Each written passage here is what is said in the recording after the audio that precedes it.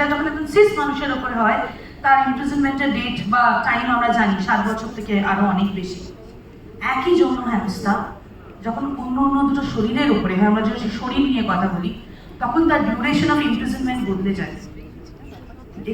কখন আমরা প্রতিবাদে সোচ্চার হই, কখন আমাদের ভেতরে আগুনটা জ্বলে, সে ভিকটিম কি করেছিল, সে ভিকটিম কোথায় গেছিল, সে ভিকটিম কার সাথে গেছিল, কত রাত হয়েছিল যখন সে ফিরছিল, সে ক্লাবে পার্টি করে ফিরছিল নাকি অফিস থেকে বিপিও সেক্টর থেকে ফিরছিল, সে ভিকটিম কি ধরনের পোশাক পরেছিল, মদ্যপ ছিল। একজন এইগুলোকে আমাদের লোকের সামনে নিয়ে এসে এরকম ধরনের কনভেনশন, সেমিনার, বিভিন্ন জায়গায় যেখানে আমরা কথা বলতে যাই, যারা হয়তো আমরা একটু ভালো কথা বলতে পারি বা আমাদের সেই সাহসটা আছে যে আমরা এই কথাগুলো বলবো, সেখানে কিন্তু এই বিষয়গুলোকেও আমাদেরকে আমাদের কথোপকথনের মধ্যে আনতে হবে যে একটা মেয়ে বা একটা মহিলা, একটা মেয়ে, এই যে রিসেন্ট যে স্ল্যামিংগুলো চলছে সোশ্যাল মিডিয়ায়, এই যে কুণাল বাবু আরেকজন যিনি ভদ্রলোক, যিনি মুখপাত্র, এরা নাকি মানে আমাদের সরকারের মুখপাত্র, কিন্তু এরা এই মুখ দিয়েই পাতক্রিয়া কর্ম করে। সেই মুখ দিয়ে একজন অভিনেত্রী, বা সে অভিনেত্রী হোক বা সে ইঞ্জিনিয়ার হোক বা সে টিচার হোক, তার বদন বিগড়েছে এই কথাটা বলা হবে কেন? মানে তার পুরো এক্সিস্টেন্সে কি বদন ছাড়া আর কিছু নেই?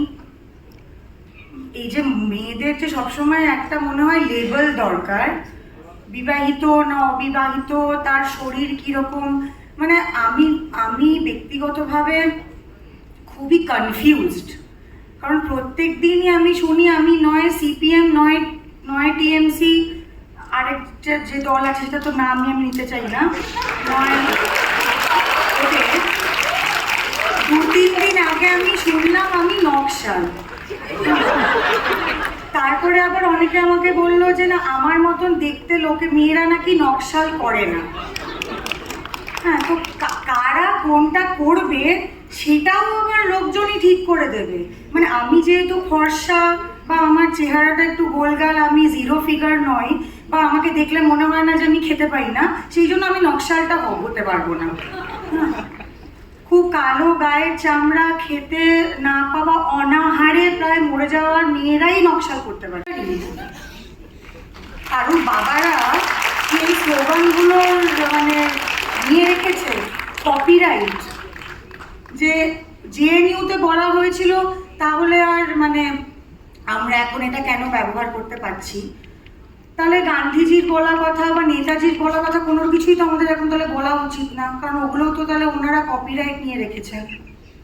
বা এই যে আমাদেরকে জানানো হলো যে 1 মাস হয়ে গেছে, মানে ইনাফ ইজ ইনাফ, আর দরকার নেই, যে পারো ভাই সারা বছরের পর বছর ধরে যে আমাদের এখানে সেলিব্রেশন চলতে থাকে, তলে তলে যে লুট হয়ে সব কিছু আমরা মানে অন্তঃসার শূন্য হয়ে যাচ্ছি একটা রাজ্য হিসেবে, সেখানে আমাদেরকে সবসময় বলা হয় যে তোমরা অন্য কিছু নিয়ে ব্যস্ত থাকো।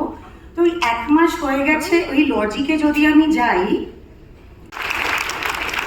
1 মাসের একটা ঘটনায় যদি আমাদের ভুলে যাওয়া উচিত, তাহলে কবে আমরা মানে পেয়ে গেছি আমাদের স্বাধীনতা? আমি তো মানে ক্যালকুলেটই করে ভুলে যাবো আর কি নাম্বার অফ ইয়ার্সটা।